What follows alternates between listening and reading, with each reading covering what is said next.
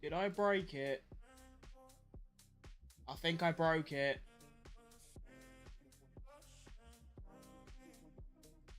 Maybe? I don't know. Well, if I haven't broke it, welcome, everyone, to Quali for the Japanese Grand Prix. I missed FP3 because, yeah, it just went horribly wrong, to be fair. You're right, Morrison. Welcome down, welcome down. Oh, I appreciate the follow as well. That is massive. Yeah, yeah, it all went a bit pear-shaped with me and sleeping on time and not feeling like a zombie and all that, so I had to bin off FP3. From what I can tell, it was just your ordinary practice session. And given how FP1 went with the technological problems and how FP2 went with the constant red flags, I thought, bit boring, innit? But now we have by far the most exciting part of an F1 weekend, in my humbling opinion. I do genuinely believe that qualifying is miles clear of the race, because although it's rare, don't get me wrong, you do see the odd surprise, whether it's a car getting into Q3 that you don't expect, or a car going out in Q1, Sergio Perez. Yeah, it's just better. I mean, we've had two races, is it two? Wait, memory's just gone. I've got the memory of a bloody clownfish. Yeah, no, so yes, we have 2 races so far, and both of them have been extremely average. Actually, no, I'm lying. What am I talking about? Melbourne was literally like one of the best races in you know what? Don't listen to me. I'm talking bollocks. Good day, mate. How's your day been? I've only been up like 15 seconds. But, you know, even in that short space of time, it's pretty good. How about yourself? Now, we do have about 3 minutes until we start. The overlay looks a bit different today. Oh, I forgot to do shorts. Hang on. Let me fix that real quick. Oh, that was a lot less effort than I thought. Yeah, it looks a little bit different, kind of, not really, because what I've deployed is there's like a timetable thing that you'll be able to see when the drivers are going round that shows their, you know, sectors, whether it's green, yellow, or purple and stuff like that. So hopefully that'll make it a bit more exciting when we're at the end of a session and, you know, cars are rounding turn 18 and it's like, oh, are they going to get through? He's improving. And then, yeah, we'll just go from there. Now I've got to go through the massive aggravation of putting my live chats and things everywhere. All good, Checo is one of the candidates for that caddy seat. If he gets it, I'm going to turn into an American. Oh yeah, I mean, I did see that. It was really strange, actually. It was a Cadillac. It's like Cadillac F1 News, like Twitter account, that posted like a Mexican flag and then soon. And I originally thought that it was just gonna be like, you know, was it Pato O'Ward? And then they posted, like, Sergio Perez is the #1 candidate to join Cadillac. And yeah, if he does join Cadillac, I mean, 2 things will happen. Number one, my interest in F1 will just spike.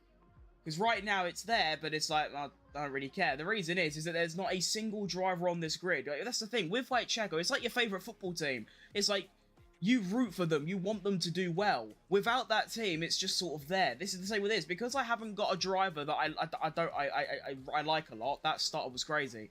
It's like, what?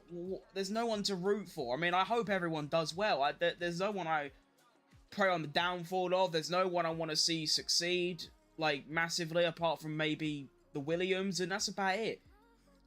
Without that, like, disappointment of, you know, Checo going out in Q1 or Q2, or the elation of him, you know, getting into Q3 and fighting for the top, those kind of things. F1's just a bit dead, but we're here nonetheless, because I have passion. Was everything bugging for FP3? I'm not too sure. I was not here. I was not conscious. If Danny Rick ain't getting an F1 seat, Checo needs to get it. At least I get to root for McLaren duo, Ollie and Goat Lonzo. Yeah, those are some good drivers to root for, to be fair. I like them. But it's like I was saying, I like every driver. I like every driver, and apart from Red Bull, not just for kicking out Checo, but just because they're dysfunctional, I like every team. So it's like, what do I do? I like every team, and I like every driver. Anyway, quali is now underway, and we are supremely locked the opening 18 minutes. Let's make some predictions. My bloody no, that sounds like a cracking idea. I might have some fun ones and then some, you know, lesser fun, but like a bit more brain. Although actually, it doesn't matter what I do, because I'm usually wrong anyway. F1 TV is bugging for me. Oh, I don't have that, so I can't give my input on it, unfortunately. They've ruined Gasly and Ricciardo. Yeah, and Albon. And Lawson. And maybe Tsunoda, who knows? So yeah, pretty dysfunctional. So Q1 exits.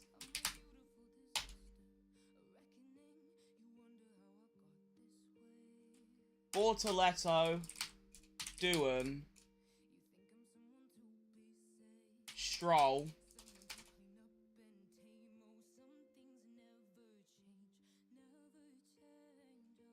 Hulkenberg.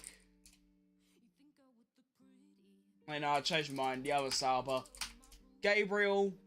And Ocon. By far one of the most boring Q1 bottom 5 you'll ever see. But to be honest, I can't be bothered thinking right now. So there we go. Alonso retirement, no please. Now, I reckon, unless Aston Martin deploy the worst cars that we have ever seen, I'm talking colossal stinkers, I think it'll be a very long time before Alonso actually packs it in. Like, he's what, 42? And he's going strong. And I believe he has a multi-year contract as well. So, yeah, I reckon he'll be around 3, 4, maybe even 5 more years. First laps are cooking as well. We have Ollie Behrman, 31.3. We have Ocon, 31.3. We have Jack Doohan, 31.5. Of course, we had that massive crash in FP1. It was actually discussed and learned that the reason that Doohan crashed was because he tried going around turn 1 with DRS open. It wasn't the car failed to close it. It wasn't he pressed the button and it didn't work. No, he genuinely tried to go around turn 1 with DRS off because he'd done it in the simulator and it worked. It's almost like the simulator isn't real. Nice one. Carlos Sainz, 31.4. That's actually really slow. That's almost slower than Doohan. Ollie Behrman, 40.3. I mean, to be fair, you should be able to actually see the sectors, right? Yeah, kind of. Nice. So Ocon sets our first lap. 29.7. Behrman goes 3 temps up. Behrman's been cooking. After... what's his name? China. After Chinese Grand Prix, he's been on flames.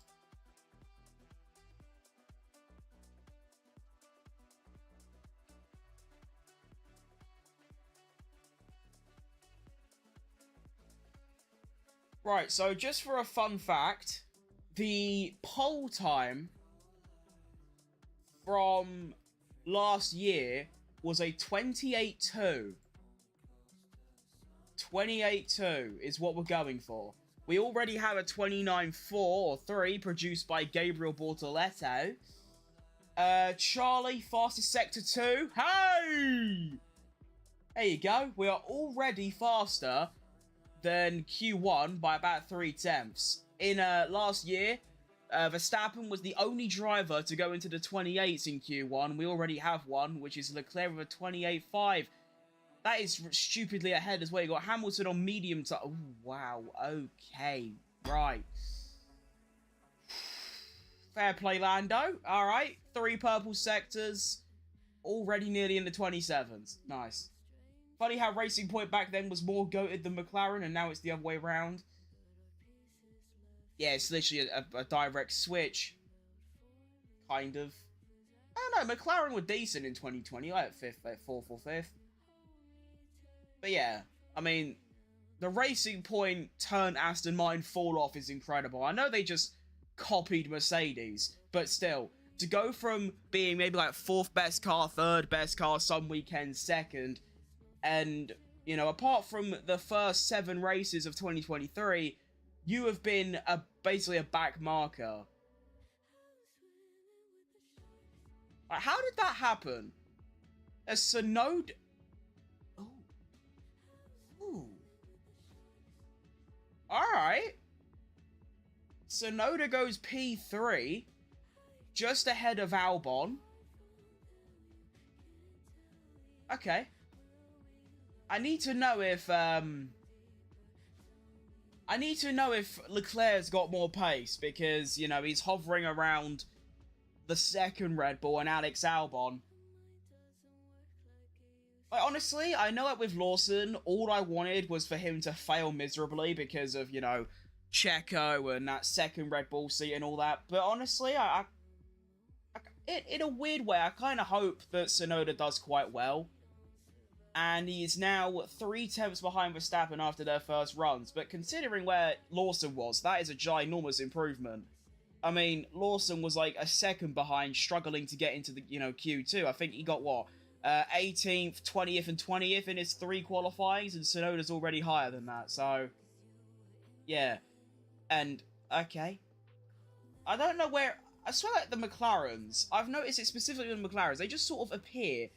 I didn't even know they were on a fast lap, and boom, Oscar goes fastest, 29.1, boom. Lance Stroll round in the final corner, and he's going to put it in, ooh, P8. Not awful. What about Alonso? Currently up on Stroll by quite a lot. Goes P7, not bad. Next up we have Posh Spice, really getting the most out of that Mercedes, and he puts it P2, once again, getting the most out of it. And finally we have Kimi Antonelli. No, he's 9 tenths off his teammate. That's not good at all. Russell has been different. Like, he is different. Every session, every round, he has put that car, well, at its absolute peak, which is a P2, P3.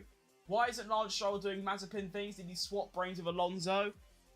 Now look, I've said this a couple times, I really don't think Stroll is a bad driver. In fact, I do think he has the skill, and I guess you could say talent, but I don't like using that word because you do need a lot of skill and, like, you know, learned skill to get here. I think Stroll is skilled enough to be in F1. He has shown that. It's just simply the fact that he does stupid things like drive into gravel when there's an escape road, and his dad is the only reason he has an F1 drive. You know, if he didn't have those things, he probably won't be in F1. But point is, I think he is good enough to be in F1. The problem is that there's like 22 drivers ahead of him, but not many behind. Anyway, we have 9 minutes left of this session. Did I? Oh, I've just realised something. It's actually quite poor from me.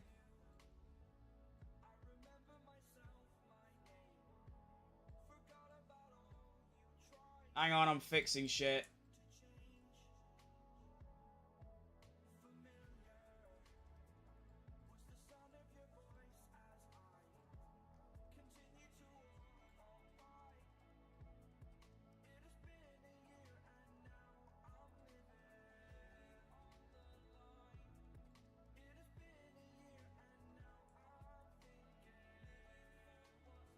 There we go, all repaired. Carlos Sainz goes P5. I'm loving to see that. It's a joke, man. He just has a stupid brain. He is still an F1 driver. He isn't a Mazepin or... Bro, Inoue in 2025 is unbelievable. But yeah, no, I mean, I know it was a long time ago, and he hasn't really shown anything since, but 2018 Baku, you know, Portugal 2020, you know, he can do it. I think I said as well, the fact that he doesn't have any pressure with his contract and his seat, he doesn't try hard enough as well. Lando Norris 2 purple sectors, about to blow the entire leaderboard away. And he goes 0.3 faster despite a crap Sector 3. Yeah, George Russell was right. McLaren could literally bin off development for this season and still be fastest. That is outrageous. Next up, we have Charlie crossing the line, who actually, that's a really good lap. I was asking, does he have more pace in the locker? And clearly he did. Esteban Ocon crossing the line, improving in the first 2 sectors and goes P13. That's alright. Ollie Behrman, though, is up on him by about 0.3 and goes P5. Ew! That is disgraceful. Lance Stroll is no longer strolling, he is sprinting. Imagine Hamilton gets eliminated in Q1. He won't, but it would be very funny if he did. He was, to be fair, down in P18, he was on the medium tyres, everyone else was on soft, so that's why that happens, and his Sector 1 is equal with, like, the top 4, so he'll be fine. It's just, yeah, that would be very funny. You're right. That's an unreal lap from Ollie Behrman. How far ahead is he? Hey! It's like 0.6 ahead of Ocon. I've noticed that I've seen a couple people on Twitter as Hamilton goes P6, which is fine. I noticed like a few people on Twitter, not many, but a couple, are saying that most of the rookies from this grid, of course there are now 6 rookies, I believe. Is it 6? Gabriel, Jack, Kimi, Isaac, Liam, Behrman. Yes, 6 rookies. Technically 5, or maybe even technically 4, but 6 rookies. Some people are saying that they shouldn't be on the grid and they're not good enough or they're not ready. I'm not being funny, but throughout this season, I mean, Bortoletto's been slightly ahead of Hulkenberg, kind of. Behrman's been way ahead of Ocon. Antonelli's been, for the first, like, round, he was sort of close to Russell. Hadjar was faster than Tsunoda for, like, a little while as well. Like, but no, they definitely just are. Bro, being paired with a teammate bully and still performs has peak. Yeah, Ocon, I like Ocon, but yeah, he is a bit... I don't know, I think he's moved into a different role now. I think he's more of a role model, you know? You know, like Bottas was for Zhou Guanyu and things like that. I feel like he's not there to bully Ollie Behrman, because that's just a bit dead. I think he's there to just sort of... Actually, to be fair, I think he's there because no one else wanted to give him a seat. That's probably why he's there, realistically. I don't think he had options and went, let's go to Haas. He probably just didn't have options.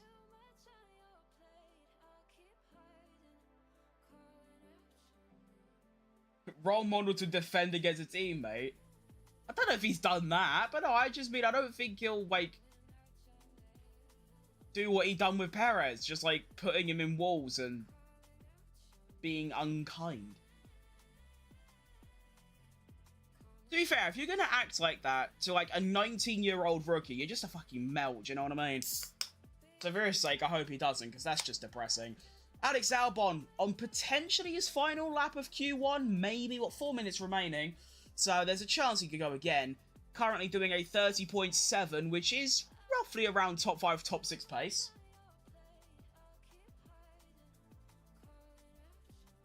He did bully Alonso, yeah, sometimes.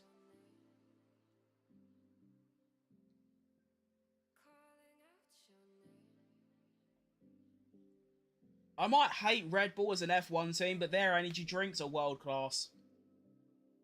But Ocon is still human. Nobody would want to bully a rookie. That's what I'm saying. Like, you're just a bit, you know, dodgy if you're doing that.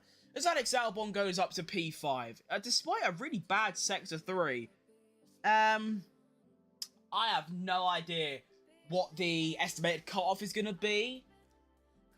I mean, if we go off the basis that everyone improves by, like, 0.2, like a 48.7? No, 28.5? I don't know. Alex Albon goated? Indeed, he is indeed goated. And I don't know if there's many others, but I am really loving this, like, Williams like team being a lot more ahead of where they normally are. Do you know what I mean? Like, usually since 2019, and maybe even before that, since 2018, they were like bottom 3, and especially 2019 and 20, they were by far the slowest. So to see them now, I'd say, well, they're obviously not as good as McLaren, Ferrari, Red Bull, and Mercedes, but they're probably equal with Red Bull, maybe, and ahead of, like, the next car, which I don't even know what that is, but like RB. Like, they're like solid, they're like in the midfield solid now. They can get cars into Q3. I mean, in the first 2 races, they have already scored the same points in the first 2 rounds than they did the whole of last season. You know? So, like, yeah. I'm loving it as well. I love Williams a lot.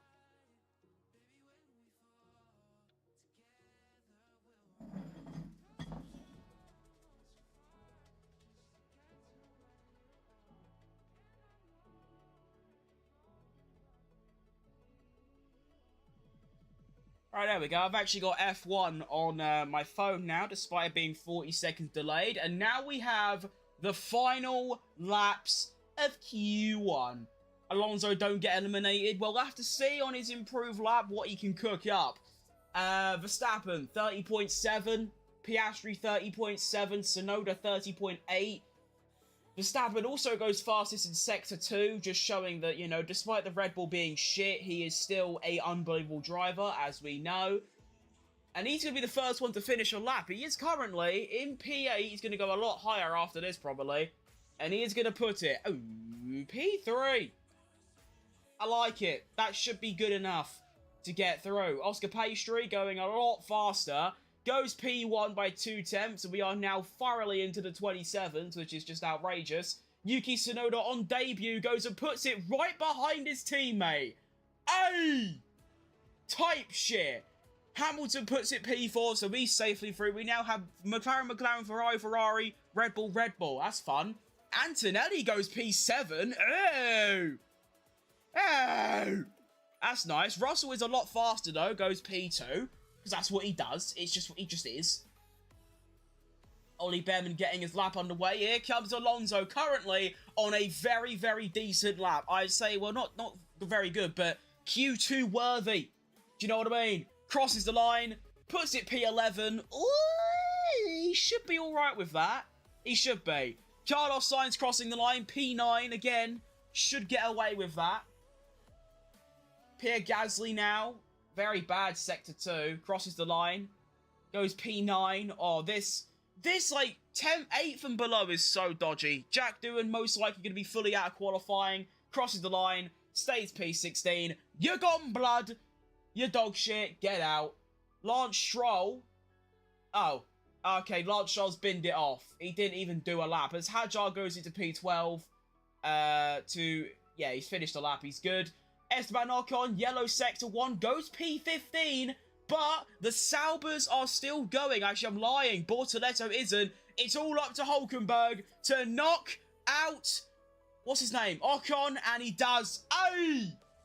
Ay!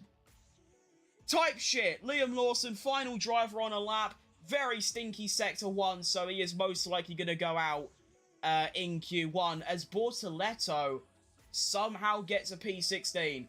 Liam Lawson, the final car to cross the line. I'm lying. It's Lawson! Lawson goes P15! 90 plus 7, and Ollie Behrman goes P12. Holy shit, Liam Lawson. Liam Lawson.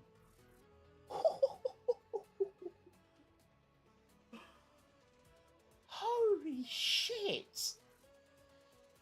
Where has Lawson pulled that from then? Has he done that? That is insane. Literally out of nowhere.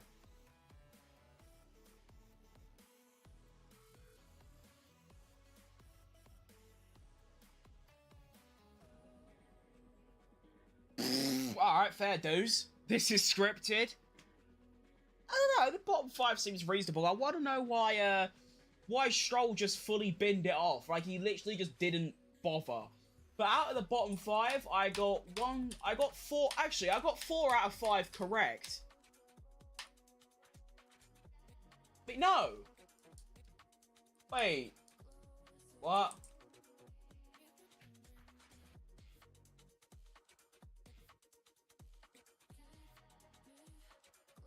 Okay, so what I've realised is I actually wrote down Bortoletto twice. Alright, so I got 4 out of 4, basically, because I didn't actually write a 5th driver.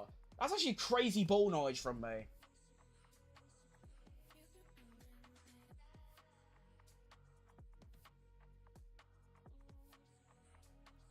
Agile's complaining about something. I'm not too sure what.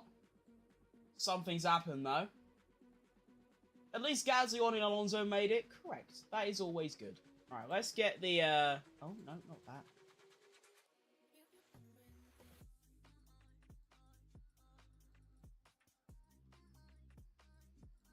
Get the timer up for Q numero dos, which is going to be 15 minutes long.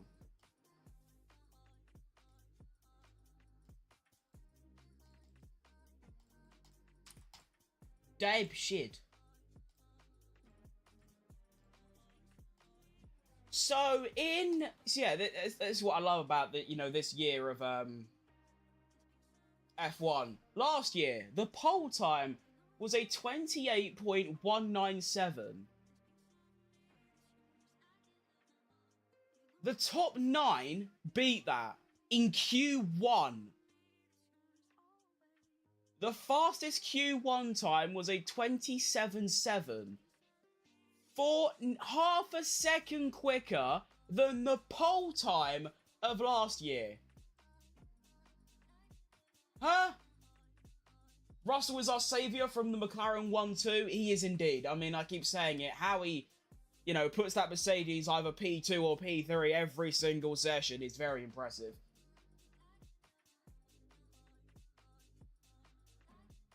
Norris, do something. Please! Do something! Anything!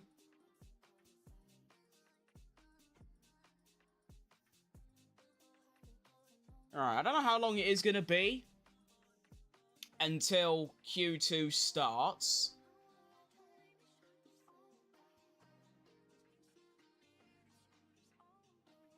Why is everyone saying that, it's... I mean, someone posted, the quality results, and, this person's saying, get Colapinto in, Doohan is useless, to be outqualified by Doohan is hilarious. What? Why are they hating on him so much? He really wasn't that bad.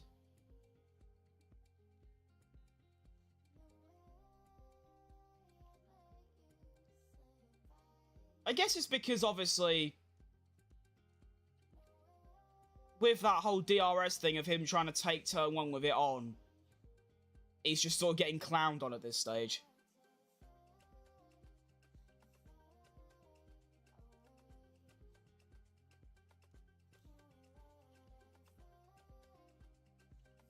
Nice. Okay.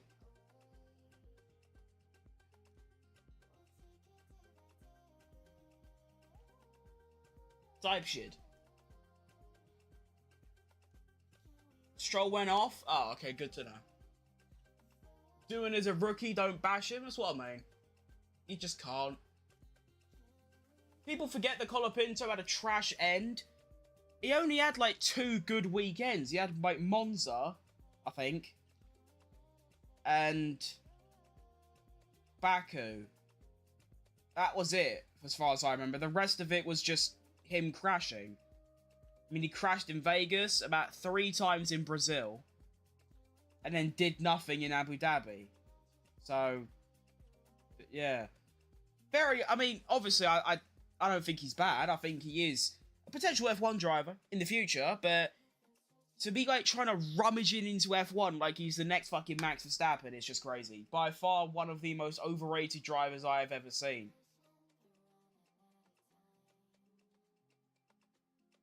I think Colapinto did great at Singapore. Well, I don't remember that, so there you go.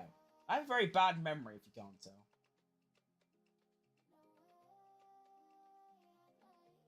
Can we start Q2 already?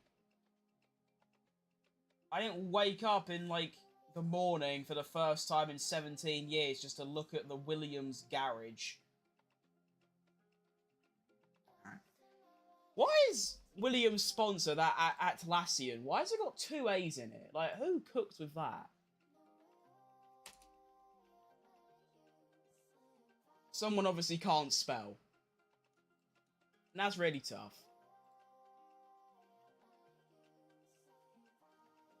Right, Q2 exit predictions. Now, I got 4 out of 4 in Q1 because I put Bortoletto twice. So if in hindsight I picked the other sale, I probably got 5 out of 5. I'm going to go Lawson. I'm going to make it very obvious and just say Lawson, Gasly, Behrman.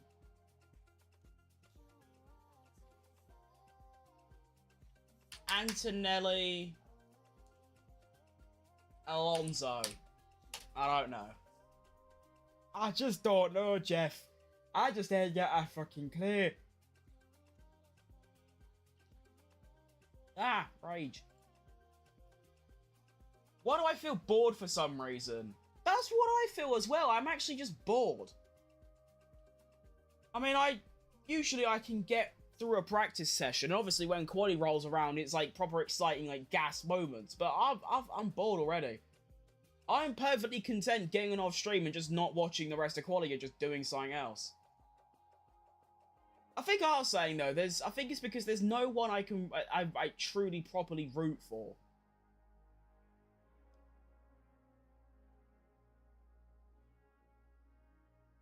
Alonso might get knocked out, Sainz as well. To be fair, I feel like both McLarens, both Ferraris, both Red Bulls, and maybe George Russell. Well, actually, yeah, definitely George Russell, maybe Tsunoda. All of them, what? 7. Is it 7? Yeah. There are 7 cars, I think, that are guaranteed to get in. Actually, no, is there? Both McLarens, both Ferraris, Verstappen and Russell definitely in. I think it's a complete toss-up between, obviously, well, the rest. But I do think Tsunoda will get through. I think Antonelli will get through. And I think the Williams have got a very good chance. I feel like Lawson is probably an easy one because he was so slow in Q1. I feel like, you know, Alonso is a pretty simple one as well. It's just the rest, I ain't got a fucking clue.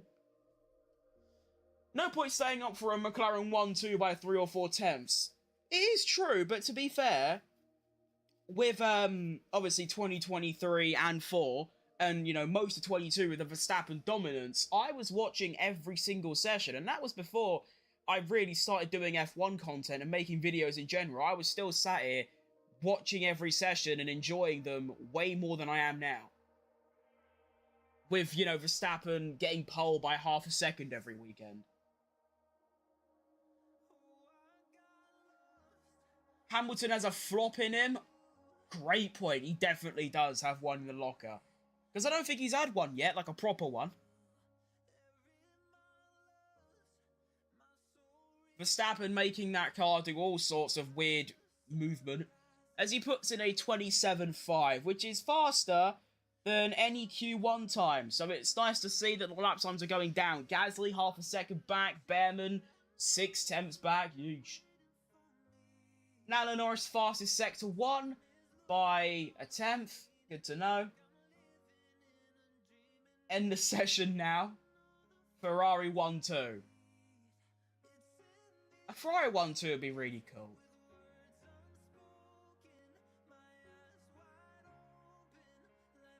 In a weird way, I sort of hope that Tsunoda gets pole. I usually pray on the downfall of the second Red Bull seat, but, you know, I just want to see that reaction from the crowd, you know what I mean? Hamilton P2, although 3 tenths back. Leclerc, oh, okay, alright, yep. You're so right, just Lando, relax. It is so true, like, please, relax. You don't need to put nearly 4 tenths between you and your closest rival in this early on in Q2. I'm just simply not prepared for it, do you know what I mean? I'm just not there mentally for that. Like, how have you done that?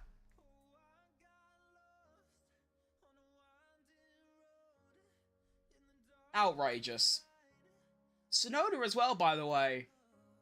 6.5 tenths behind Verstappen, behind Behrman, Alonso, and Gasly. What about Isaac Hadjar? What's he got in the locker? Piastri's got a crazy slipstream through Sector 2 as well. Hadjar is going to go... Ooh, I like it. I do like it. Oh, P5. Not bad. That Oscar. P3. What a surprise. And now George Russell, is he going to put it P2? Of course he is, because that's all Russell does. He is literally a P2 merchant. That is all he contributes to F1. He's a P2 merchant. Kimi Antonelli, not even remotely close to his teammate. He's going to be half a second off. Final lap times coming through is going to be the Williams duo. We have Carlos Sainz, Chidi Concana, who goes P10. Oh, that's disgusting. Followed by Alexander Albon, who is currently 2/10 up on Sainz. So should go around the P7, P6 area. And he actually beats both of them and goes P5. Nice. I'm not sure if Sainz just hasn't figured it out yet, but Albon has been night and day clear of Sainz so far this season.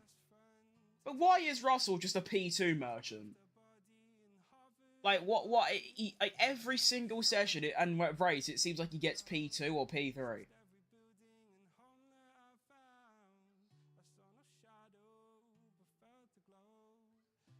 In a way, he's kind of like an out... Oh. Oh, do you know what that means? We have a red flag. Do you know what it means? It's because the track is on fire again. Why don't they just get rid of the grass?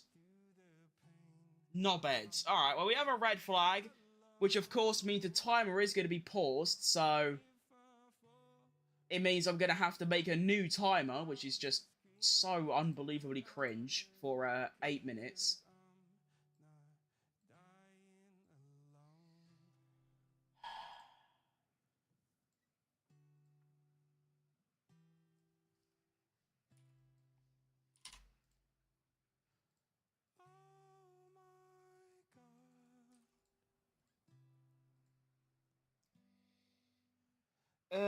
What are we looking at? A replay here, boss? Is it just a snap? Oh, yeah, big snap for Oscar. That was not ideal for him.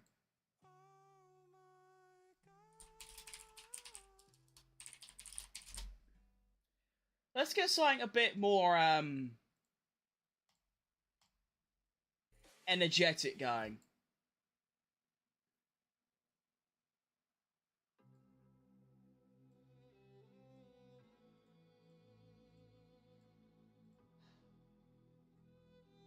Russell's the type of guy, by the time you use the bathroom and come back, he's P2 out of nowhere. Yeah, that is exactly accurate. He literally just turns up at P2 randomly. Why don't they just stop the fires happening, i.e. remove the grass?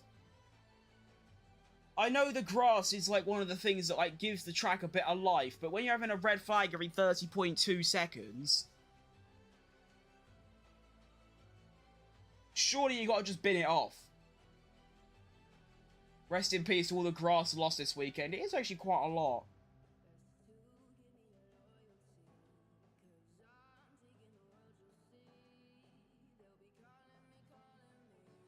They're definitely gonna have to sort something out though, because obviously we had, I believe, what, 2 red flags? Albon celebrating his, actually, you know what, let's put team radios on today, why not? So first off, we have the Albon team radio. It's a good gain in 11, that's a good lap. Come on!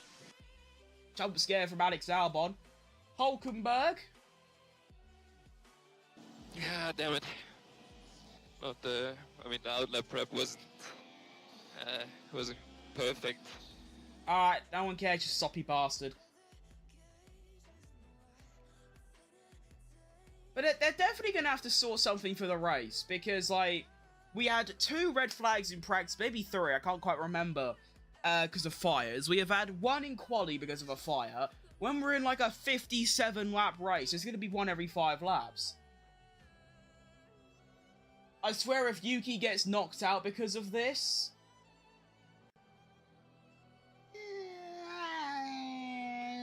he's definitely got it in him to get through, but... I'm really excited for Bahrain for some reason. Yeah, maybe because, you know, the track can't catch fire because it's a fucking desert. I mean, it's raining, so maybe the grass is wet for the race. It's raining? Is it? I did not know that. Oh, I see what you mean by if Yuki gets knocked out, because obviously you're not going to go faster on inters.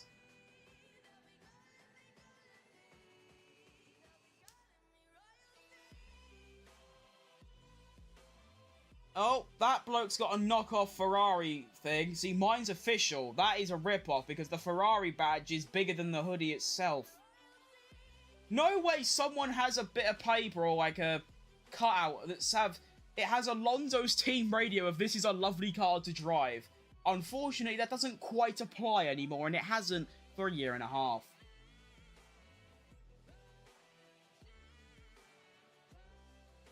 Come on, Rain, put the fire out.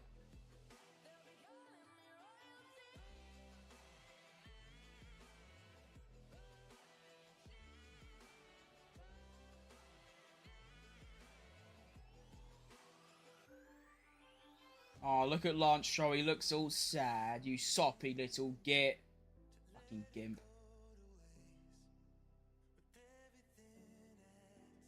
Lance Stroll walking down the pit lane like...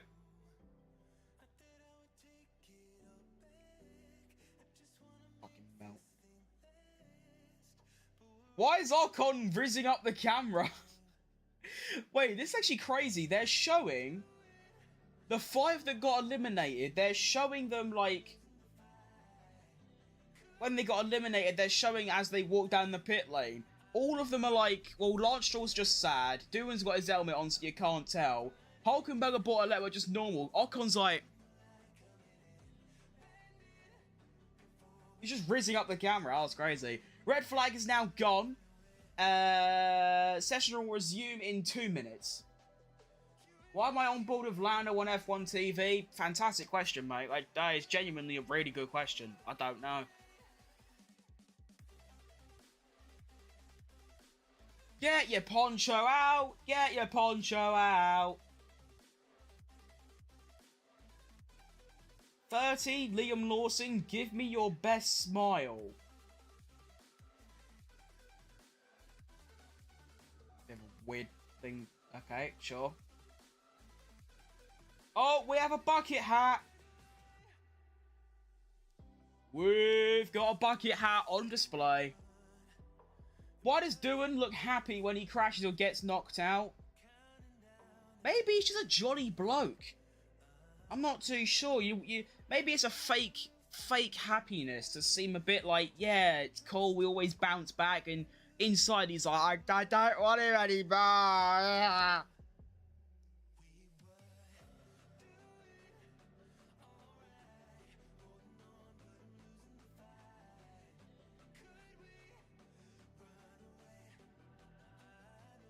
Someone's definitely got all that merchandise at the garage from 17 years ago. They've got a Hamilton cutout and a Verstappen cutout from like 2018. Similar to mine, actually. I mean, how old are you, Max? You're like, what, 20? That's like your 2016 form, innit? Yeah. Session should get underway, like... Wait, what? Another red flag fire?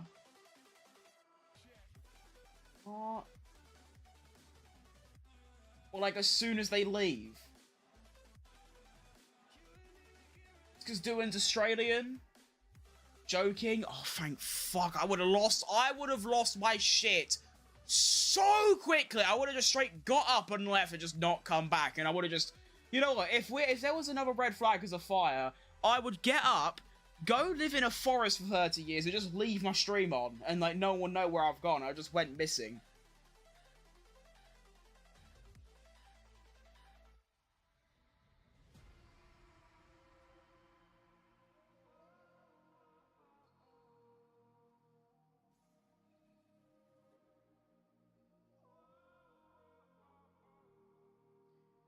Oh, fuck. Oh. I forgot to do the flipping timer.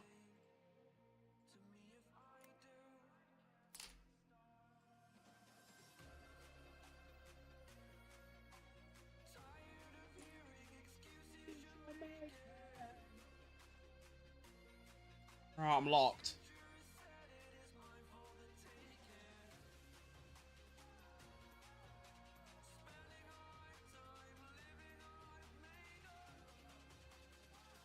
Literally, I can't wait for bed. Unfortunately for me, I actually, like, woke up for this, so... I'll probably... I mean, yeah, that's where it all went a bit wrong yesterday, is because I fell asleep. I didn't actually mean to, because I'm just such a fat, lazy bastard. I just fell asleep at 12 PM. Woke up at 6 PM, and I was just cooked. By the time it was, like, 2 AM, so I just binned off FP3 to prioritise quality. A very good move, in hindsight. Comparing this season to 2021 looks like a joke. Yeah, that, I mean... What I think people need to, like, remember... Not like you, of course, but, like... Especially, like, Drive to Survive fans, that bracket of people. Like... I've just completely forgot what I was going to say. No. 2021, I mean, that's when I started watching. I realised that season was, like, it was special! You know? Like, it was, like, one in a, like... You know, that only happens every 10, 15 years. And not to that degree, either. You know, both of them two, at the front, every race fighting. You're not going to get that for a very long time. The reason, I mean, last season was good. Because you had, technically, 4 competitive teams that they all won races. There were 7 race winners. This season we have 2, and they're from the same team. Lewis Hamilton going yellow in Sector 1, but going green in Sector 2. Ew.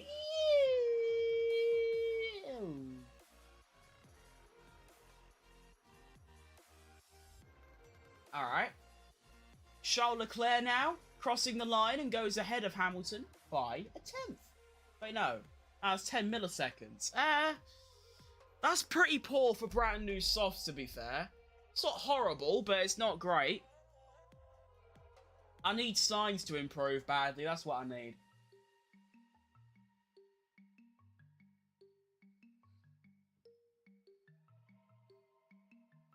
...2025 was too overhyped? 100%.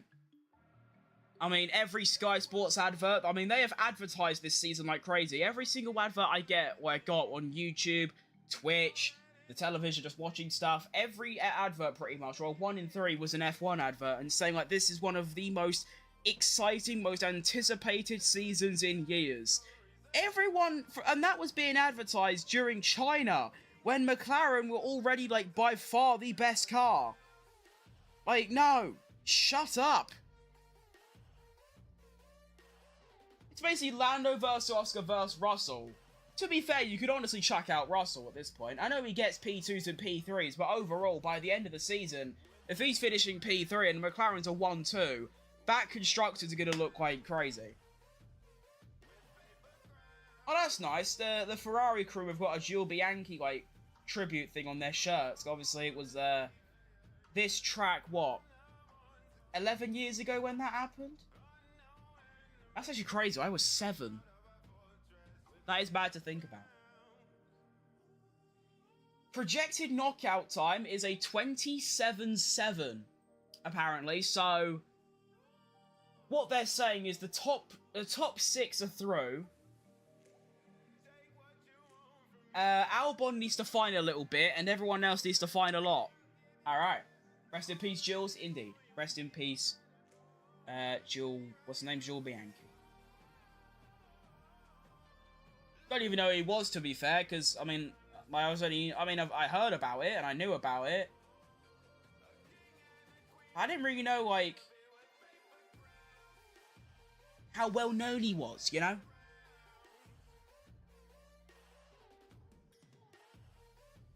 Anyway, move on to something positive. The final laps of Q2 are now upon us. Why is Tsunoda down the order? Because he's only done 1 lap.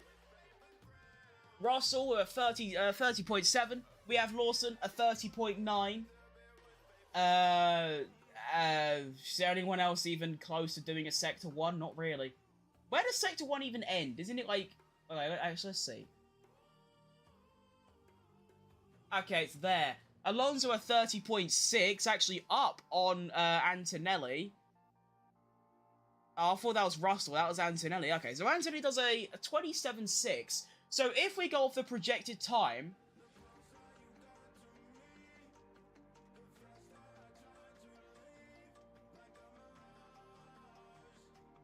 Yuki Tsunoda is out of qualifying. Oh, shit. Oh, shit.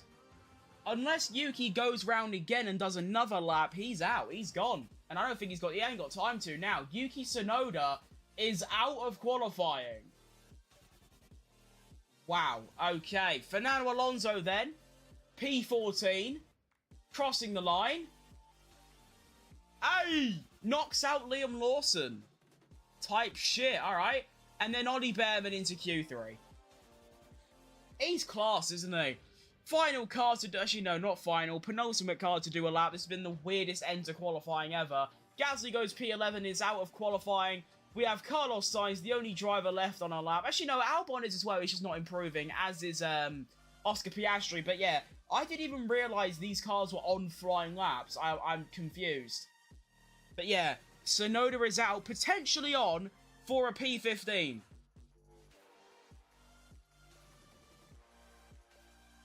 Two and a bit temps off making it, Tsunoda was. Carlos Sainz crossing the line as Piastri finds some improvement, goes up to P4. Carlos Sainz across the line. And he goes P12 and is out of quali, which means Alex Albon is through. And he doesn't improve, but he is through, which makes it, what, 3 for 3 for Alex Albon? I love it. Yeah, that was a very confusing end to quali, because, like, I thought everyone's doing their out lap still, but everyone was still doing, like, everyone was on a hot lap, and I just didn't know. But the gist of it is, Liam Lawson has out-qualified Yuki Tsunoda. That is what happened.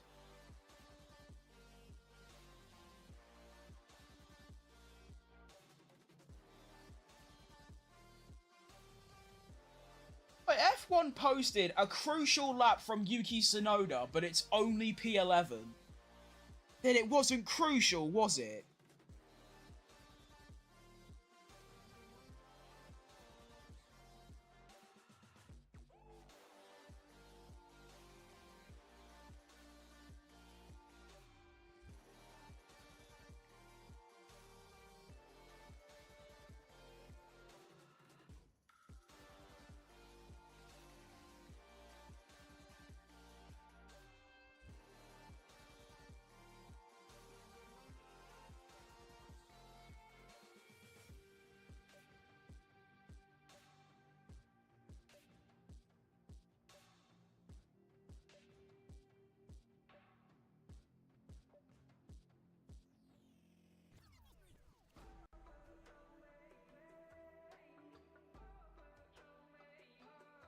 Sorry, I'm doing a tweet.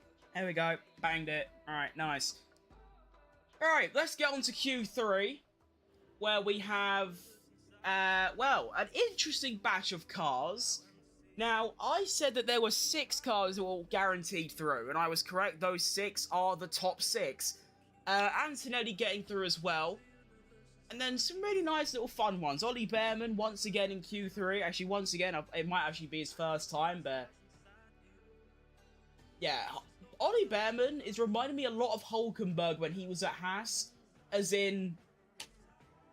He's like, putting that car way ahead of where it should be.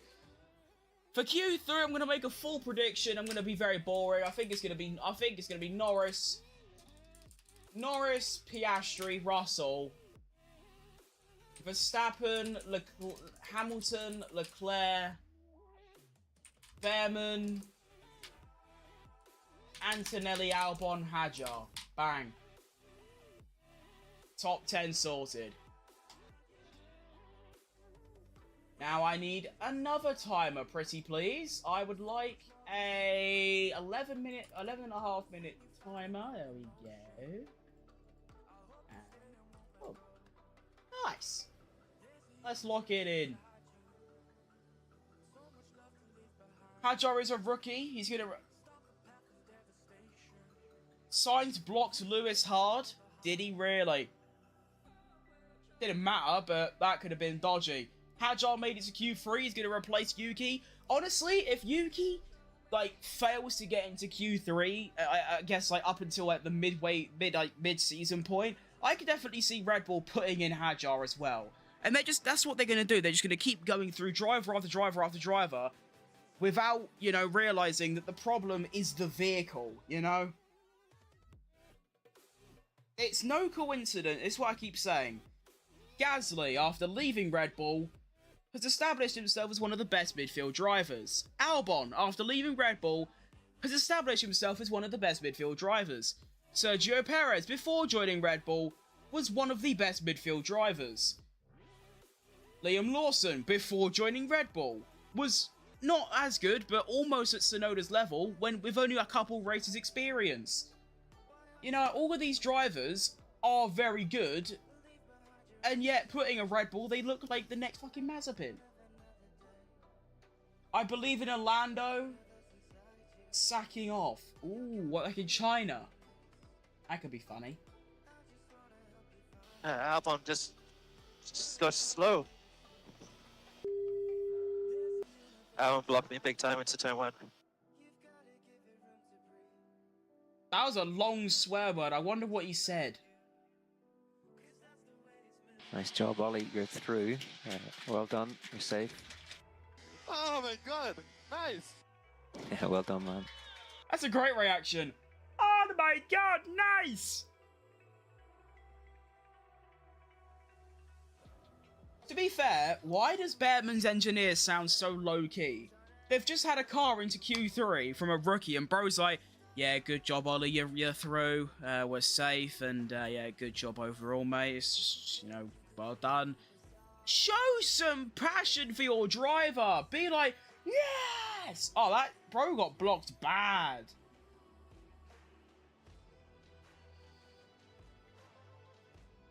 Why are they just showing Tsunoda walking down the pit lane? He looks so sad. Why is he so small as well? To be fair, Tsunoda, I believe Tsunoda is the only F1 driver I'm taller than, because I'm 5'7". And he's what, 5'4"? Yeah, that was really bad from Matt Williams. That was really bad.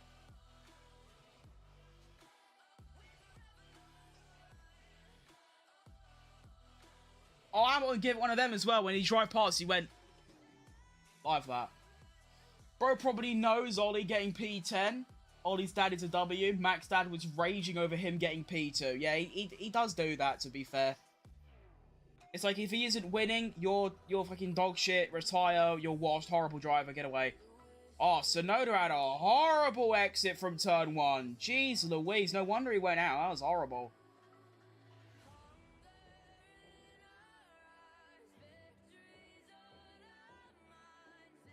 Is Alonso. Oh, Alonso went on the inside curb. You don't want to do that.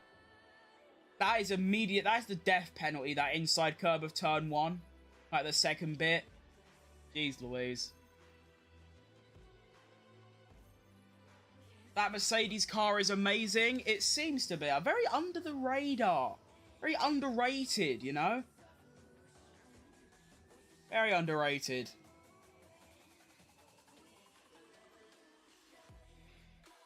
Everyone's banging on about Red Bull and McLaren, and then you've got Mercedes slipping into, well, I say Mercedes, George Russell slipping into P2 every bloody time. Q3 is about to start. We have 12 minutes of blockbuster action of the McLarens being half a second quicker than anyone else, and we'll go from there. I'm waiting for the day that I see 2 McLarens spinning off at turn 1 because of hitting each other. Like some prime, like, 1991 type shit. That would be great. That'd be not only a good YouTube Shorts clip, but also very, very funny as well.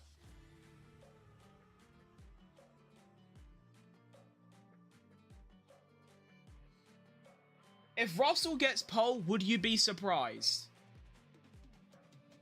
Yes. Because it's like... It's like Leclerc from a couple years ago, how he was always getting P2 or P3, whatever, or whoever was. But Verstappen was always half a second quicker than second.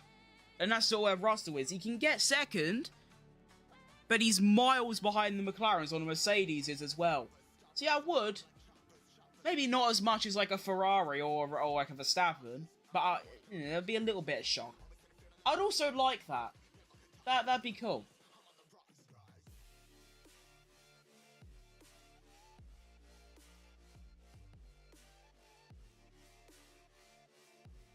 Wait, did they just spell Williams sponsor wrong on the garage? Because I swear, I mean, my eyes are really bad. I got horrific eyesight, even with glasses. And I'm pretty sure it said on the Williams garage, the Atlassian had 2 A's in it, when it's only got 1. I was like, someone can't spell.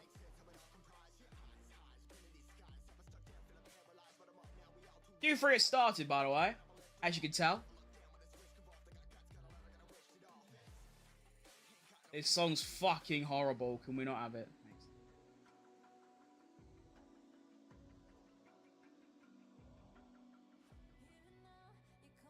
Remember Charles putting P1 in Mexico in 2023 out of nowhere? I don't remember that. All I remember from that... Actually, no, I don't remember anything from that. I was going to say when Perez crashed, but wasn't that 24?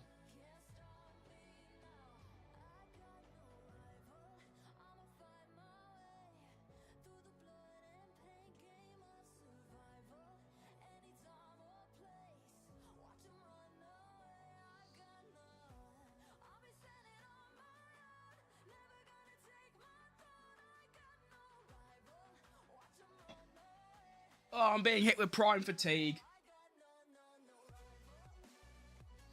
I remember Lewis cooked in 2023 in Mexico. Didn't he cook for like most of that season? I've got some weird recollection of him, like, you know, cooking shit that year. Was P2 and gaining on Max? Yeah, considering that 2023 car, that's extremely good, isn't it? Fair play.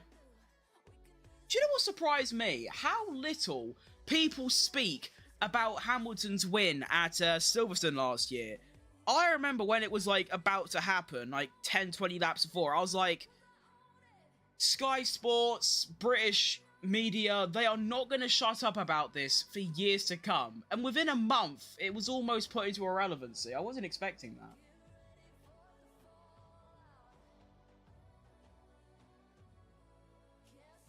A Hamilton win at Silverstone in a Ferrari would go fucking crazy. Previous polls, Verstappen,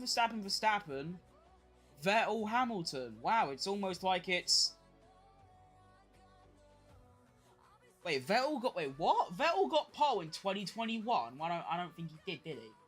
Oh, wait. Wait, there was no Japanese Grand Prix in 2019. Oh, no, sorry. Ah, wait, there was no Japanese GP for 2 years. Jesus Christ.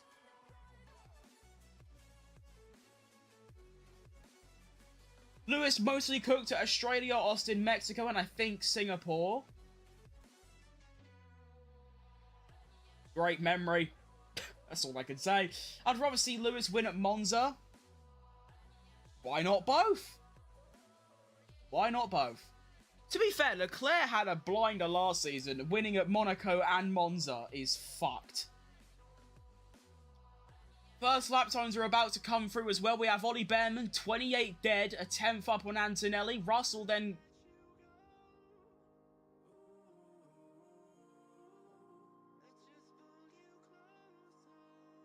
Alright. Cool. Good for you. Verstappen, fastest sector. Fuck you know, where's that sector 2 come from then? I'm sorry. Never mind. I was going to say that, and then Piastri goes 2 tenths faster. Alright, fair enough. Max Verstappen crossing the line. He's going to put it ahead of Russell. Ew, I like it. Well done. Surely we get into the 26s, right? Nearly. Piastri at 27 dead. Lando Norris currently down on Piastri by about 0.4 of a second. And goes only P4 half a second back. Ooh. What about the Lewis of the Hamilton? P5. Yeah. Alex Albon not looking great. Goes P8 ahead of Antonelli. And next up we have Charlie. The final car to complete their first run. Currently about the same as Hamilton. Crossing the line. Puts it P3 with a great sector for the lead. Well done, lad. I like it.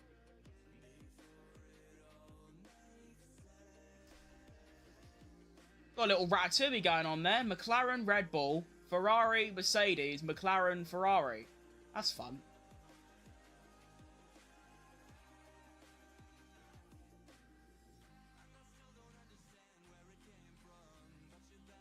Who was on use that lap? Hadjar, Behrman, Albon, Antonelli. I would have bet on Mercedes for the constructors with Lewis and Russell. Honestly, a great shout, because you genuinely could. I mean, I think they have a very outside chance, I mean, with Lewis in the car because of how far ahead the McLarens are, but that's what I'm saying about Russell being a slight, like, you know, driver's championship contender, because if he constantly finishes P3, P2 and all that, you know, all you need is wait one McLaren every couple races to cock up and get a P5, and if you're constantly getting P2, P3, P4, you're within a shout, probably.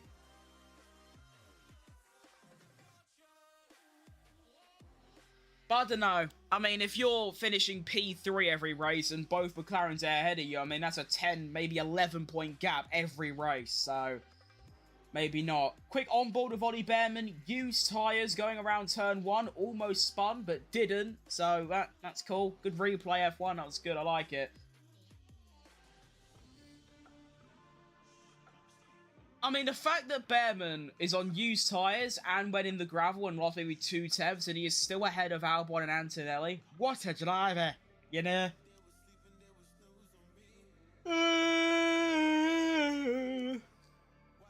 Why does Lando bottle Q3? He does that a lot, doesn't he?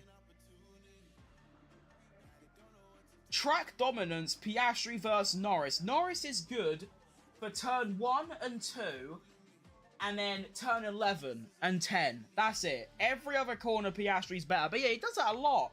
He's just, I think he's just a bottle job in general. But Q1 and Q2, he looks so comfortable. Just goes on, you know, fastest of anyone. Very easy.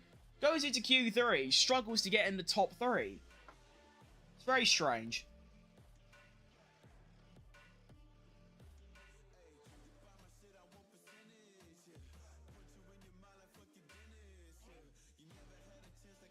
I think Russell has more pace in him. I completely agree. I think everyone's got a little bit, but Russell more than others. I reckon Hamilton's got quite a lot to deploy. And Ollie Behrman as well. I mean, keep in mind, I know it's like a big gap, but Hadjar is 2 tenths off Hamilton on used tyres. I don't think a 3-lap difference in tyre wear is going to make much of a difference, but it's still something to think about. 3.5 minutes remaining. Any second now, everyone's going to start, you know, running out and getting their,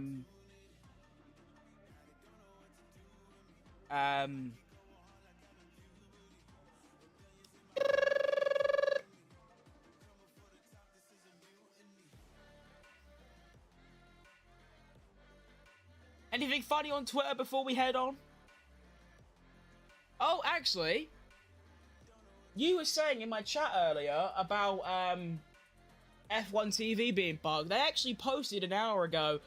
We're aware of an issue for some users who are using F1 TV Premium on Apple TV. So there you go.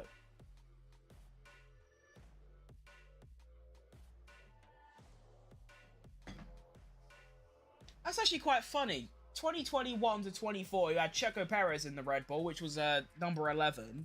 Now you've got Tsunoda, who's number 22. Verstappen just simply isn't winning the championship, so they'll have 33. Next season, they can, or season after, they can sign Hamilton for 44. Season after, they can have Sainz for 55. And then 2 years later, they can have Bottas for 77. And then 2 years after that, they can bring in at the ripe old age of like 97, Antonio Giovinazzi, who I believe was number 99. That's fun.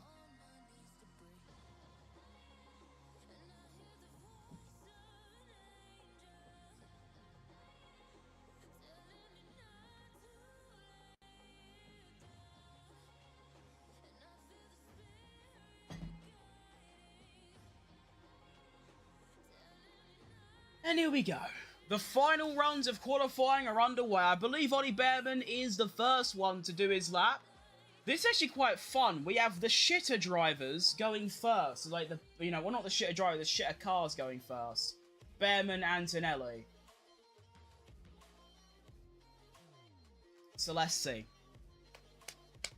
Give me a surprise, amazing result. Ollie Behrman through Sector 1 is going green. It's a 30.6. Very, very reasonable.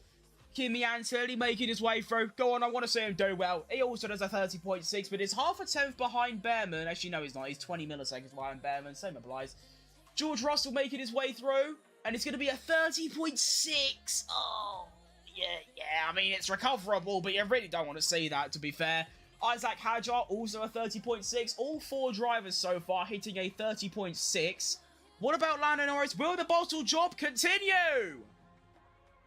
No, it doesn't. Purple Sector 1 for Lando. 30.3. Okay, we get it. You're talented. Ollie Behrman, 30.6. 39.6. Hamilton does a 30.5 through Sector 1. Not horrible. Antonelli, 39.5 through Sector 2. Ollie Behrman's about to finish us off for the first and final run of Q3. Ooh, horrible Sector 3, puts it P7, not great at all. There's a high chance he'll probably finish P9. Anthony goes P6. Oh, never mind, Behrman's finishing P10. What about George Russell? Has he got anything in the locker for Sector 3? No, he fails to improve because of that horrible Sector 1. That's actually really tough. Isaac Hadjar, it's not bad. P7 is very reasonable, right behind Anthony. I like it. Lando Norris going purple, going green. Can he finish it off with a nice Sector 3 and go pole? He does, but only by half a tenth.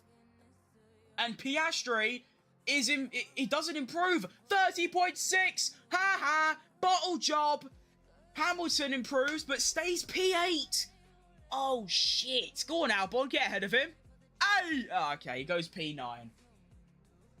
Where's Verstappen? Oh, he's there. We have 2 laps left. We have Verstappen and Piastri. Piastri, 3 tenths back from Lando in Sector 1. It's not looking good for Piastri, is it? Let's be honest. Max Verstappen, 30.3, 30. Verstappen could be an outsider for pole here. Hang on a fucking minute. Hang on a minute here.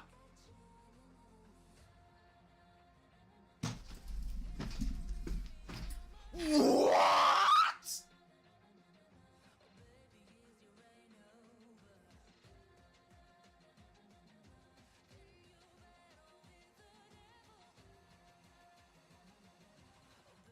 And despite 2 purple sectors from Oscar, he goes P3, 30 milliseconds.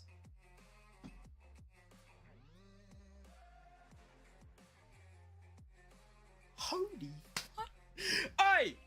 Fair dues, mate. Do you know what I mean? Like, fair play. That was world class. Fucking hell.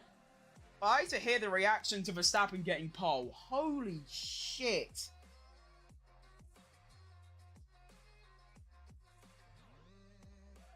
Oh my goodness. What a Sector 3 by Verstappen, by the way.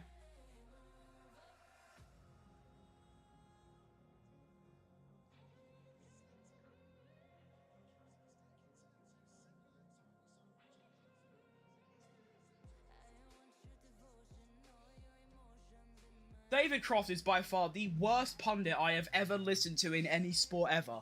Verstappen is rounding the final corner, about to take the pole. Of course, he doesn't know that, but he's got 2 green sectors, and he's babbling on about Piastri for some reason.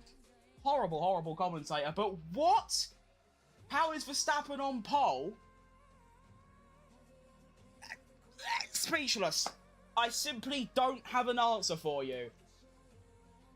And I'm going to wait a moment to see if we get a Verstappen team radio, because, like, what? What does that even mean? Like, genuinely, I don't understand that. Hamilton P8, yeah, really, really poor, to be fair. I mean, behind Hadjar, behind Antonelli, 3/10 off your teammate, it's not great, but he's been worse. Very, very, I mean, I know he's shown it a bit, but we have to put some respect on Isaac Hadjar. He's a rookie coming into F1. He's not like Behrman or Lawson, who has had previous experience in F1 with a couple races. This is Hadjar's third ever time driving an F1 car, and he has put it into Q3. He was near, he was up there in Melbourne. This guy's very good. He's very, very good. And also, excuse me, one thing as well, Hadjar, 4/10 up on Liam Lawson, half a second up on Yuki Tsunoda. Verstappen radio, type shit, let's have a listen. That is insane. That is insane. Pole position. Yes, let's go! Wow, what a lap! Yes, guys. What a lap! What a lap, Max! Unbelievable. You've done it. Wait, this. Wow. Yeah, I'm really happy. Wow.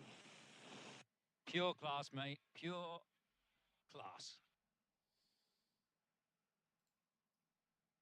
Happiest I've seen Max over a pole lap. That's the happiest I've seen Max in 4 years. 4 fucking years. Usually, well, actually, for the last 4 years, I mean, not 2021, but 22 to 3 and 4, every single race he won was like, yeah, guys, fantastic job. To be fair, I know the feeling of winning and, like, poles is going to get a bit numb when you're doing it every week, but still, zero emotion. That was proper. Probably because he knows the car simply isn't good enough. He knows that lap, to clutch it by 12 milliseconds in the final sector, yeah, you are going to show a bit of emotion. But that was really cool. I enjoyed that a lot. But there you have it. That is qualifying. One of the best qualifyings in a little while. I don't really remember the last good one because, like I said, my memory is shocking. I don't remember what happened last race.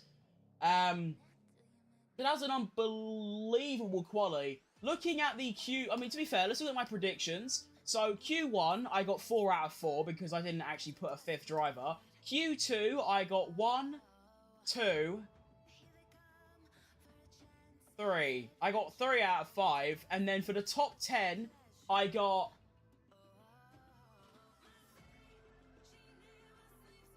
I got 1 out of 10.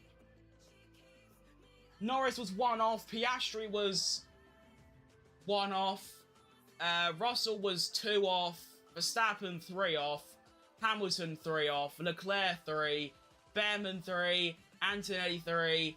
Albon I got right. And Hadjar 3. They're all 3 positions away. Unlucky. I love that a lot, by the way. Do Orlando and Max crash again? I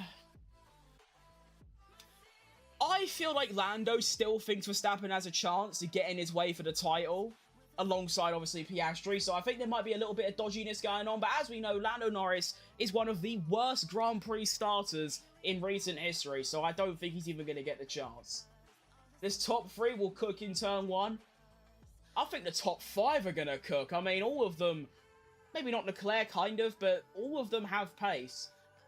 So, I mean, obviously I am. I always am. But I am hyper looking forward to the race. It's raining as well. Is it? Recipe for disaster for the drivers, but a fantastic race for us. So, I'm going to call things quits here because I would like to, rejoin the living. I'd finally rejoin a normal, like, sort of, being awake in the morning, going to sleep at night, that kind of thing. Now it's all gone to pot again of being up all night and asleep all day. So, I'm going to do some stuff. Because that's all I do in my life. I sit in my bedroom and I make F1 content. That is my life. That is it. But I love it, so that's cool. Race is at 6 a.m. tomorrow. Alright, 6 a.m. British Standard Time. BST, of course I'm being there. I know I missed FP3, but let's be honest, no one cares about practice. Like, they just sort of don't. I know there's some I used to. There are some right nerds that do, but you can let me off for skipping one practice session that's at 2 a.m. Do you know what I mean? Glad I did actually wake up for quali, though, because that was well worth it. That was fantastic. So, yeah, one of the most exciting races potentially coming up in about 22 hours. 21 hours and 45 minutes from now, David Croft will be saying, it's lights out, and away we roam. Right? Lovely. Thank you for tuning in today. As always, I very appreciate you stopping by. It's very cool, you know, like that. And we'll be back soon. And, well, I know I've said it a couple times, but on my YouTube community tab, there is a picture of a new PC I'm assembling. And when that happens, oh, the streaming arc is gonna go fucking nuclear. I mean, I'm streaming every day, no excuse type shit. And we'll go from there. See Russell getting a podium. I mean, you know that Leclerc's going to be slow, and one of them top three are going out, or crashing into each other, or spinning, something like that in turn one, or just throughout the race. So yeah, I think Russell is going to do, and you know, at Austria last year, where it was Verstappen against Norris, they crashed into each other, Russell took the free win. I think something similar to that is going to happen, but not to that extent where he wins the race. Probably just, yeah, like you said, sneaks onto the podium. So yeah. I'll see you a lot in 22 hours and 42 minutes time. And we'll go from there. Goodbye. This guy is the absolute GOAT, by the way. Fair play.